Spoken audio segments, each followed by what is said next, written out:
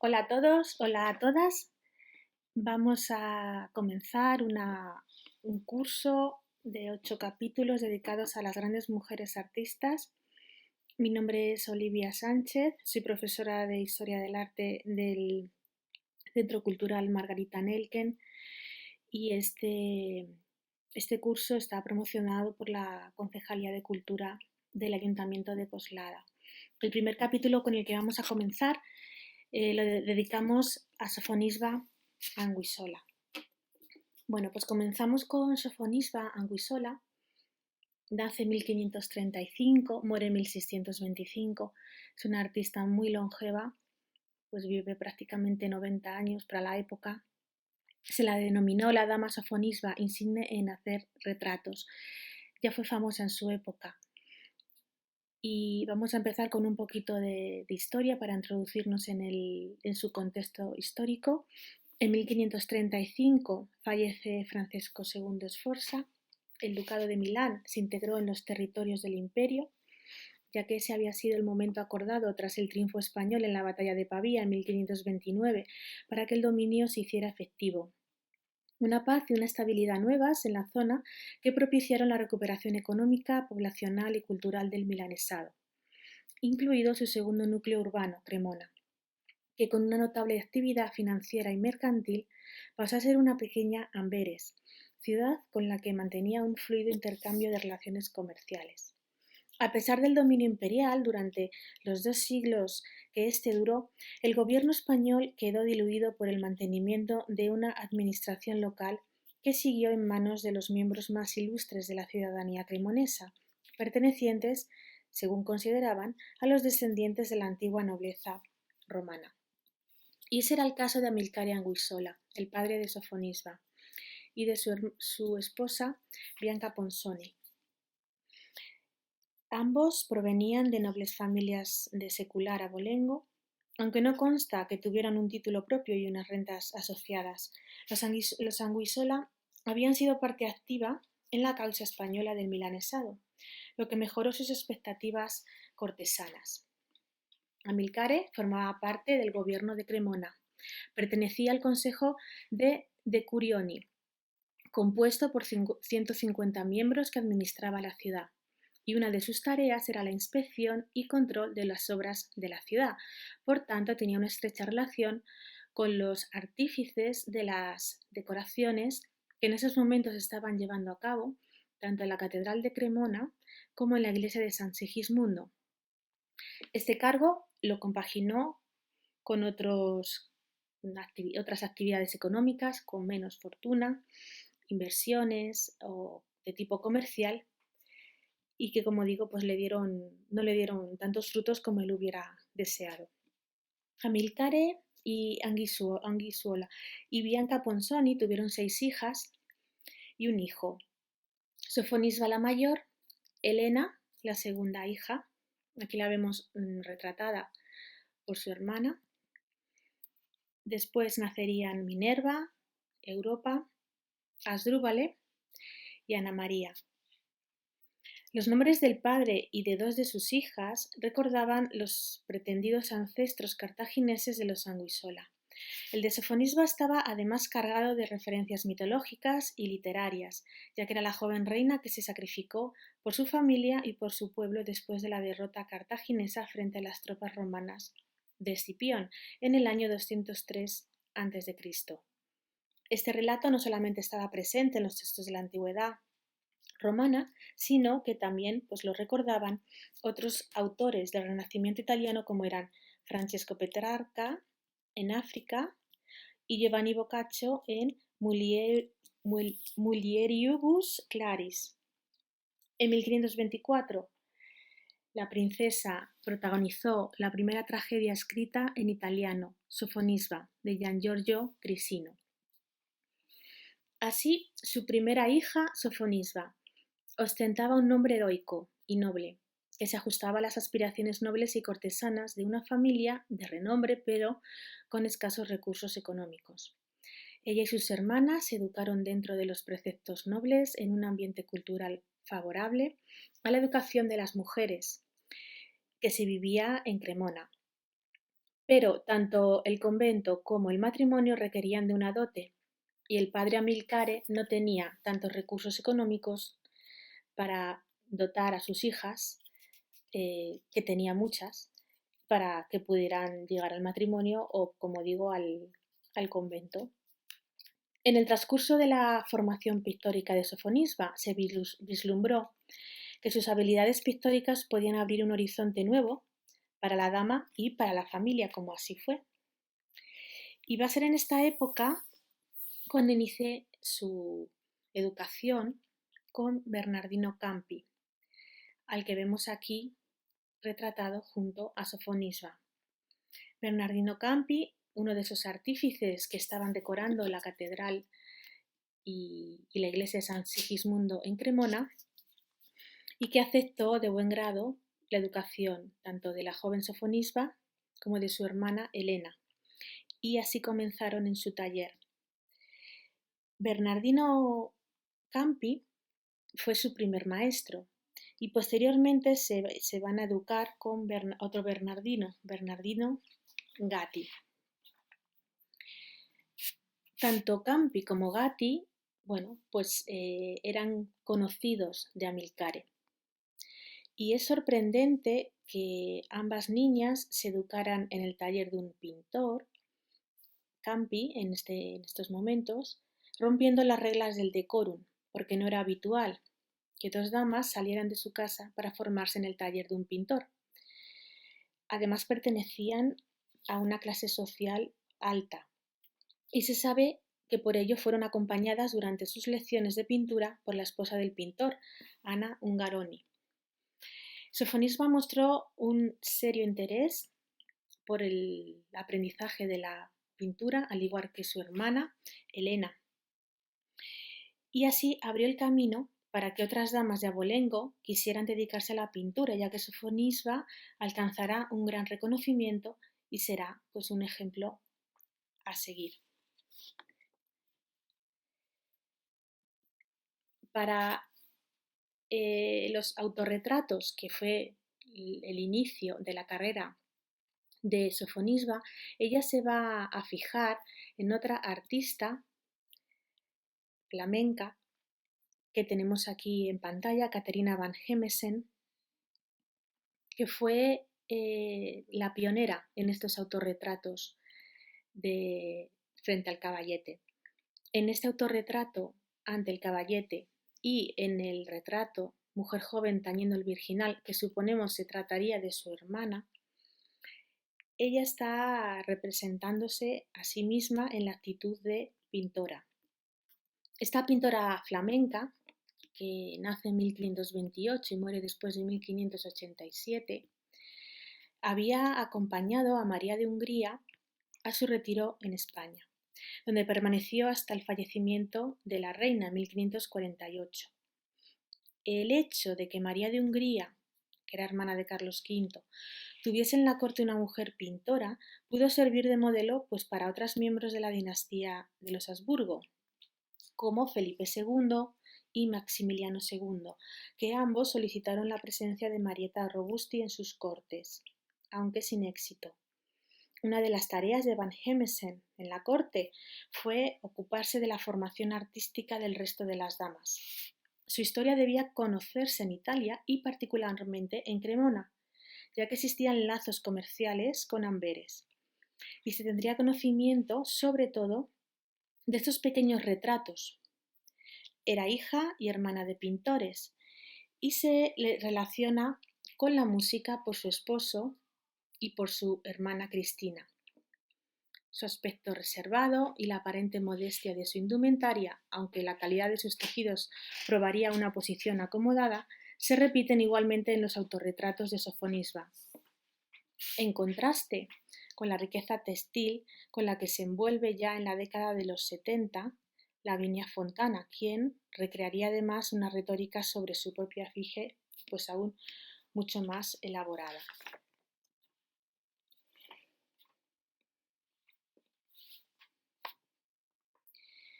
Caterina, que como digo fue la primera pintora del Renacimiento que se autorretrató de esta forma tan explícita, Lo hizo 6 años antes que Sofonisba Anguissola y 30 antes que Lavinia Fontana.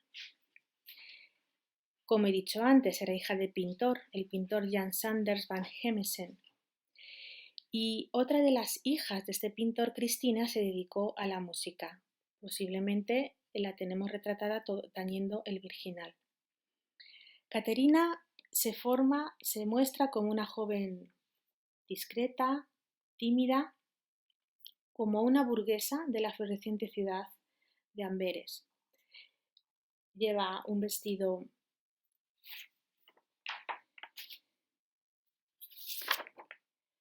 negro con un cuerpo de terciopelo y saya de raso negro y mangas también de terciopelo de color. Lleva una toca de hilo blanco que le cubre la cabeza y la mirada se dirige al espectador o a la modelo que está siendo retratada, tal vez su hermana. La paleta del tiento y los finos pinceles que sujeta indicarían su dedicación a los pequeños formatos, a la fijación detallada de los rasgos y los pormenores, siguiendo los usos paternos y de la pintura flamenca, y en especial las fórmulas de Antonio Moro. La figura aparece en muy primer plano, invadiendo casi el espacio exterior, y el rostro se ilumina evitando las sombras al tiempo que queda realzado por el fondo oscuro y neutro. En 1554 se casó con el músico Chrétien de Maurienne, organista de la Catedral de Amberes. Poco después, ambos pasaron a servir en la corte de María de Hungría.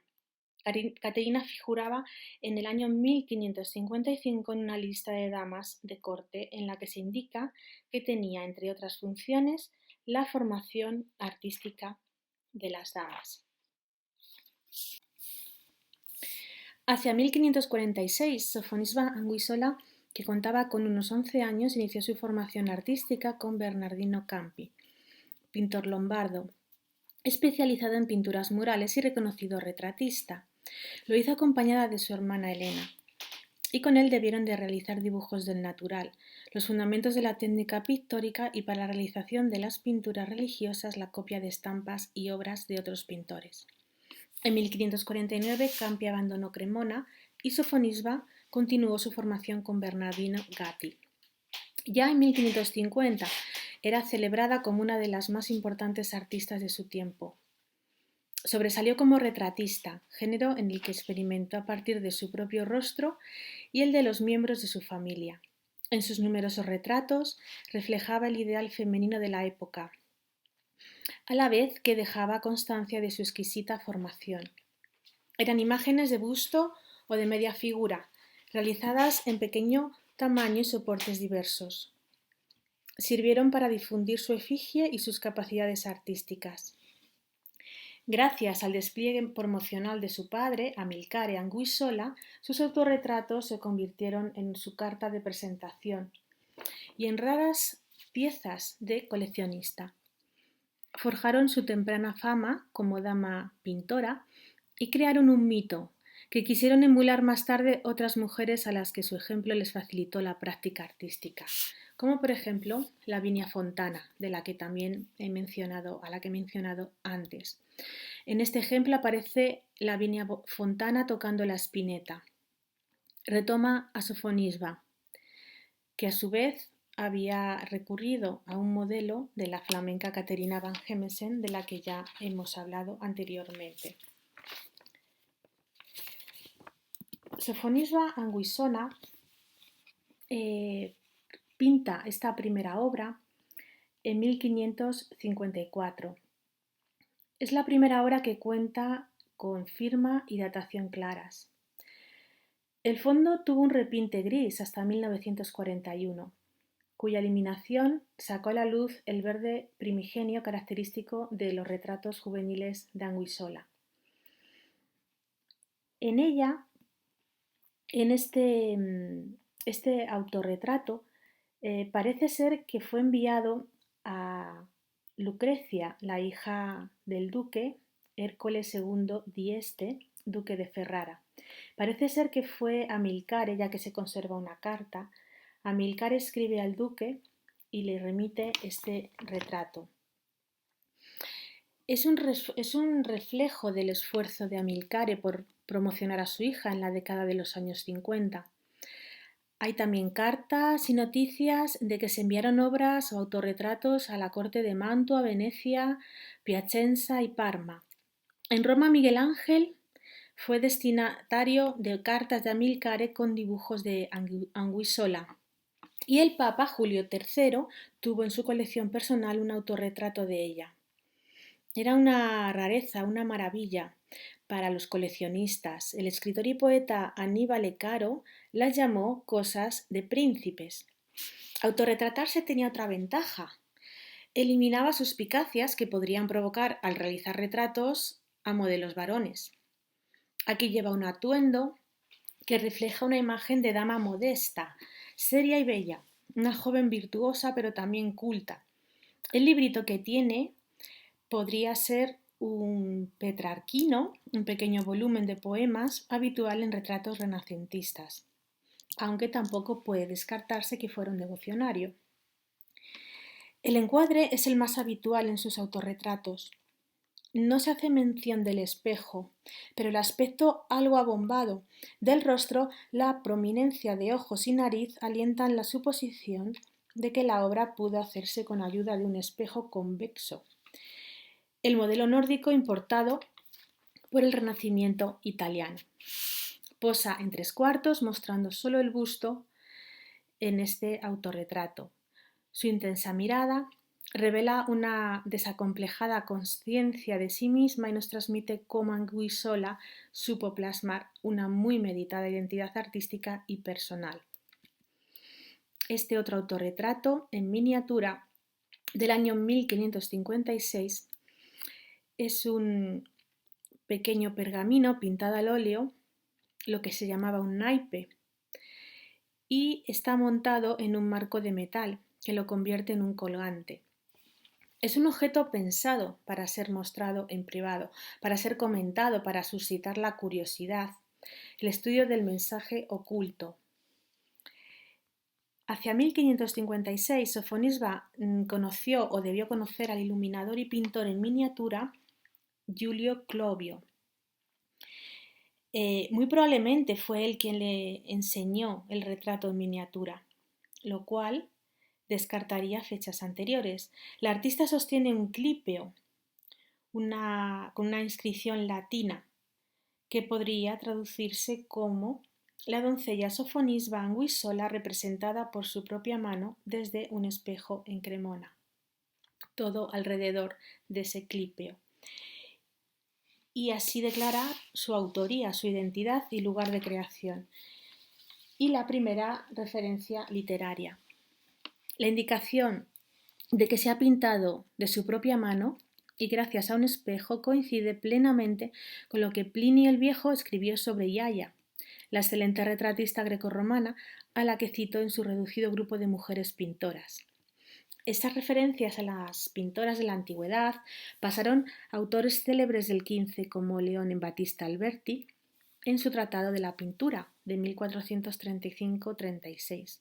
Y esto era fácilmente accesible y era conocido para círculos humanistas como Cremona. El monograma que ocupa el centro del clípeo deriva también pues, de las cifre quadrate, es un método publicado por Giovanni Battista Palatino para juntar todas las letras de una palabra en una figura legible y armoniosa. Clovio conoció a Palatino en Roma y ambos estaban al servicio del cardenal Alessandro Farnese. Todas las letras componen el nombre de Amilcare, el padre de Sofonisba, símbolo garante implícito de que la juventud y virtudes de Sofonisba estaban atentamente guardadas. Su campaña de relaciones públicas a favor de su primogénita no solo iba encaminada a conseguir un éxito como artista, sino también a conseguir un buen matrimonio que contribuyese a sacar a la familia Anguissola de sus permanentes estrecheces económicas. La composición tan infrecuente da pie a pensar otras interpretaciones, parecidos a la alegoría de la prudencia. sosteniendo ante sí un espejo, aunque aquí también parece más bien que lo que hace es sostener un escudo o clípeo que la protege. Su cuerpo e intelecto se encuentran detrás de la figura paterna. Este es otro autorretrato en el que ella se representa tocando la espineta. El biógrafo de Sofonisba, que es Pedro Pablo de Rivera, indicó que en 1609 que Anguissola se había educado en letras, música y pintura, aunque también se ha valorado la posibilidad de que fuese el retrato de su hermana Lucía, a modo similar de como lo hizo la pintura flamenca Caterina van Gemesen con el retrato de su hermana tocando el virginal. En cualquier caso, se trata de un modelo de feminidad cortesana según los patrones establecidos por Baldassare Castiglione en el libro tercero de Il Cortesano, de 1528. La música, la danza eran virtudes que debían adornar a la mujer ideal en la corte, siempre que no supusiesen amenazas a su honestidad. Y a diferencia de otros instrumentos, los de teclado facilitaban una actitud decorosa, como connota el propio nombre de virginal o espineta, como aparece aquí, dado a los clavecines de la época. Caterina van Gemesen y Sofonisba Anguissola iniciaron y difundieron una innovadora imagen femenina, activa, cultivada, capaz. La flamenca era plebeya y la cremonesa aristócrata, pero ambas se movieron en ambientes cortesanos. Influyeron sobre otras artistas que vinieron después, como ya he comentado, Lavinia Fontana, pero también Irene Díez Pilimbergo, Marieta Robusti, o en España Isabel Sánchez Coello, o Sor Estefanía de la Encarnación. Otro autorretrato frente al caballete vuelve a colocar este paralelismo con la artista Caterina van Gemesen. Aquí Sofonisba sí que muestra lo que está pintando, a diferencia de la flamenca. Una virgen con un niño, y así se reivindica como pintora de un género mayor, la pintura religiosa, y no solo del siempre minusvalorado género retratístico. Con este género se presentaba como pintora de invención, categoría superior, más prestigiosa a la mera imitación o copia. Además, la representación de la Virgen establecía un paralelo con San Lucas o sus representaciones pintando el mismo tema. Que ambas pintoras se autorretratasen en el ejercicio de su trabajo ante el caballete, con pigmentos extendidos en la paleta, manejando pincel y tiento, suponía una ruptura importante respecto a autorretratos previos de pintores como Alberto Durero o Rafael, que habían escogido mostrar su éxito social y no su aplicación a una tarea manual. Pareciera que las mujeres necesitaban dejar fuera de toda duda su capacidad de emplear los medios pictóricos. En este autorretrato, realizado en el año 1558, es un retrato en papel, en excelente estado de conservación. Se aplicó la hoja sobre una tabla y esto causó una deformación generalizada de la superficie pictórica. En la inscripción desciframos: Sofonisba Anguissola, hija de Amilcare, se pintó a sí misma. La primera mención segura de la obra en las fuentes de archivo de los Colonna se remonta a 1613, cuando se documenta una pequeña imagen de una solterona con marco de nogal y fija el nombre de Sofonisba. La pintora demuestra haber alcanzado su madurez artística, habiendo asimilado el esmaltado clasicismo de su primer maestro Campi. Bernardino Campi, retratando a Sofonisba Anguissola, debió de ser realizada en torno o después del traslado de Anguissola a la corte española. El cambio de vestuario más rico, colorido, así podría indicarlo.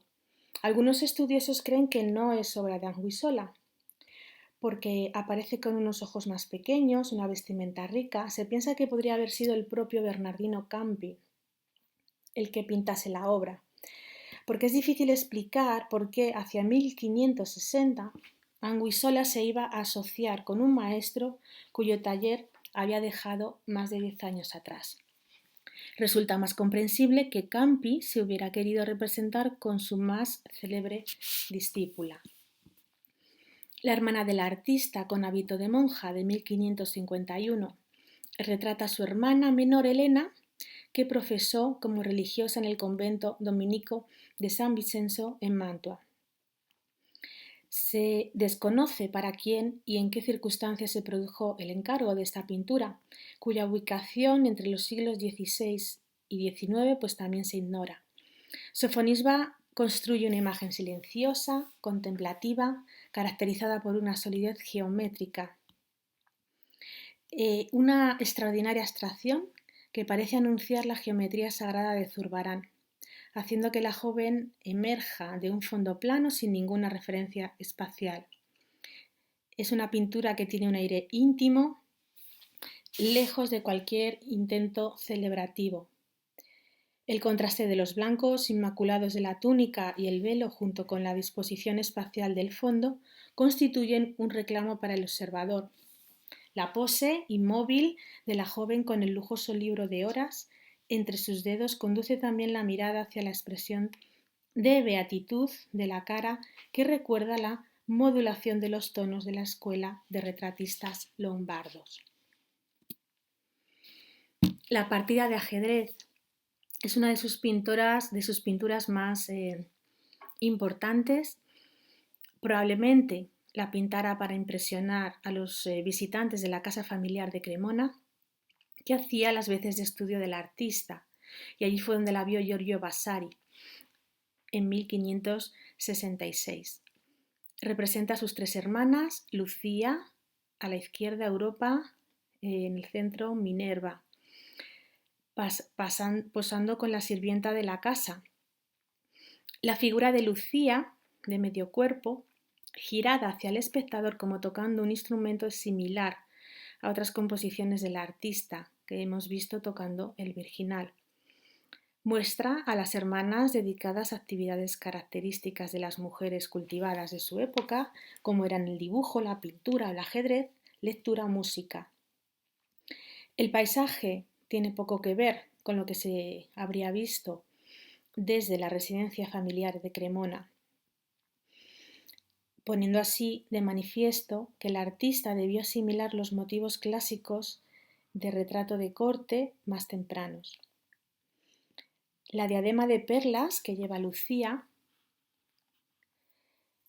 se repite en el retrato de su madre. Podría tratarse de una pieza de joyería que existía de verdad y que pasaba de un miembro de la familia a otro. En el retrato de su madre, Bianca Poncioni, la artista la representa pues, con un vestido brocado dorado que deja los hombros desnudos, con un bordado decorado con brotes de vid y adornada con sus joyas más preciadas. Se puede apreciar las calidades de las telas y en la cintura lleva una cadena de oro que acaba en una cabeza dorada, simulando la cabeza de una marta, unos animales que eran muy comunes y que se puso de moda entre la aristocracia italiana. Para las mujeres era símbolo de fertilidad. La cabeza dorada se añadía a un cuerpo hecho con la piel de este animal. Era un símbolo, como digo, de fertilidad propio de estas damas aristocráticas. Bianca, como madre de 6 hijas y un hijo, pues lleva este objeto de lujo. Es un rostro muy expresivo gracias al suave modulado de la herencia lombarda. Hay cierta desproporción, según algunas autoras, respecto al cuerpo, porque Sofonisba no aprendió anatomía a través de modelos del natural. Y eso pues crea cierta incongruencia entre el cuerpo de la madre y el asiento, el sillón en el que está sentada. La influencia tanto de su primer maestro, Bernardino Campi, en la forma de representar los detalles del vestido y de las joyas, como el esfumato heredado de Correggio, ya está patente en la producción de su segundo maestro, Gatti, Bernardino Gatti. Otro de las grandes obras de Sofonisba es este retrato de familia, en donde representa a Minerva a la izquierda, a Milcare, su padre, y a Asdrúbal, su hermano. La joven Minerva observa a su hermano, quien a su vez mira a su padre y está al espectador, y se crea un juego de miradas en el que se introduce también la figura del espectador. Amilcare apoya el brazo sobre el hombro de Asdrúbal y este a su vez apoya la mano sobre la mano de su padre. Se establece el vínculo sucesorio del apellido Anguissola hacia el único y tan deseado hijo varón. El perro, que se sitúa a los pies de Asdrúbal, mira al espectador y cierra la composición. Es un paisaje idílico con marcado sabor flamenco, que se articula a partir de construcciones fantásticas de estilo gótico y tonalidades azuladas. Es una obra inacabada. Lo podemos ver en la parte inferior izquierda, donde se ven las diferentes capas que el artista iba colocando una encima de la otra. Esto permite un estudio más pormenorizado de estas obras y se trataría de una obra doméstica que colgaría en la casa familiar de Cremona. Aquí tenemos dos dibujos conservados, una vieja que estudia el alfabeto y provoca la risa de una joven, y un niño mordido por un cangrejo que provoca la atención de una joven. Son los únicos dibujos de Sofonisba Anguissola que aparecen mencionados en las fuentes documentales e historiográficas de su época, y cuya atribución no cabe duda alguna. Fueron concebidas de modo complementario al mostrar las expresiones contrapuestas de la risa y el llanto. Los modelos son sus hermanos y se expresan valores trascendentes como la educación y los sentimientos. Se conservan cartas de Amilcare dirigidas a Miguel Ángel y fechadas el 7 de mayo de 1557 y el 15 de mayo de 1558, en las que se pone de manifiesto el apoyo que Sofonisba recibió del maestro a instancias del padre. En la primera carta, Amilcare pide a Miguel Ángel el envío de un dibujo para que Sofonisba lo pueda colorear al óleo y remitírselo después para su aprobación. La segunda carta confirma que ambos mantuvieron correspondencia y agradece los comentarios positivos a la obra de su hija. Estos dibujos los realiza Sofonisba a recomendación de Miguel Ángel para que acometa la idea de los contrapuestos, lo cómico frente a lo serio. Algo que por otra parte era común en el Renacimiento y que se veía influenciado por la poética de Aristóteles. En este retrato de Giulio Clovio, un célebre miniaturista croata que conoció a Sofonisba, vemos cómo se inicia en el retrato de personalidades ilustres. Aparece sobre el fondo oscuro, vuelto hacia el espectador, con un rostro iluminado desde la derecha. Viste un atuendo oscuro de gran sobriedad, del que emergen el cuello y los puños blancos de la camisa. El sombrero parece estar relacionado con el atuendo propio de un eclesiástico y está sentado en una silla de tijera de la que solo se ve el brazo. Su mano derecha se apoya sobre una mesa cubierta con terciopelo verde y entre el dedo índice y el medio sostiene un pincel. Sobre la mesa puede adivinarse una caja cuadrada de colores para pintar, y en su mano izquierda lleva un retrato femenino en miniatura de formato ovalado. Mira al espectador y algunos autores consideran que ese retrato femenino podría ser el de Lavinia Teerlinck, hija y discípula de Simón Benin, el último gran miniaturista flamenco que trabajó en la corte inglesa a partir de 1546. Pero hay otros autores que consideran que ese pequeño retrato podría ser el retrato de la propia Sofonisba. En esta obra, Clovio estaría mirando a su modelo y pintando su retrato. En 1556, ambos, pintora y modelo, pintora y modelo, pudieron coincidir en Piacenza o en Parma, en la corte de Ottorio Farnese y su esposa, aunque no existe prueba documental alguna de este encuentro. En este retrato de anciano, el anciano se representa sentado ante una escribanía con una toga muy distinguida, pintado con tonalidades que van desde el color guinda al azabache. Se caracteriza por un pelaje corto en los bordes de las mangas. Hay una gran intensidad de la mirada de este personaje, de este anciano, que no sabemos quién podría ser, que contrasta con la torpeza con la que se evidencia en el uso de la perspectiva. Sobre la mesa podemos apreciar esa alfombra muy similar a la que aparece en la partida de ajedrez. Podría establecerse cierta relación con los artistas lombardos y sus representaciones de filósofos de la antigüedad por esa barba tan poblada y la mirada penetrante, pero también podría establecerse un vínculo con Tiziano. Su obra Piero Aretino de 1545, en el que Tiziano representa a un poeta toscano que lleva el mismo tipo de toga y presenta una fisonomía análoga. La vivacidad de su mirada, la nariz aguileña, la barba muy poblada y larga. Así, este retrato de anciano de Sofonisba tendría ese aire como de caballero veneciano.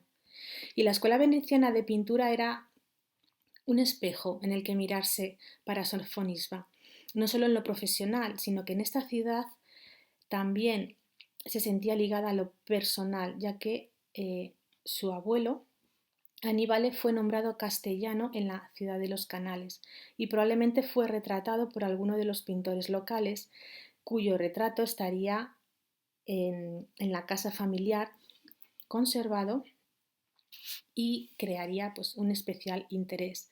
La fama de la pintora también se extendió a Venecia. Irene de Spilimbergo, alumna de Tiziano, expresó su deseo de imitarla después de haber visto uno de sus autorretratos. Además, las familias más importantes de Cremona y sus alrededores tuvieron obras de Tiziano en propiedad, que Sofonisba vería desde su infancia. Otro retrato de personaje ilustre, Giovanni Battista Caselli, poeta de Cremona. En el libro sobre el que está escribiendo, pues tenemos la inscripción Rime del Casello. Giovanni Battista Caselli fue un poeta y grabador de medallas que tuvo cierta relevancia en la Cremona de su tiempo. Fue un encargo a Sofonisba que el canónigo Piero Antonio Lanzoni le hizo para su galería de retratos de hombres ilustres que decorarían su dormitorio. La galería contó con efigies de emperadores, filósofos, oradores y poetas, e incluyó notables de la Cremona contemporánea. Este retrato se relaciona con el retrato de anciano de Sofonisba por las medidas, el formato, la estructura pictórica y el colorido.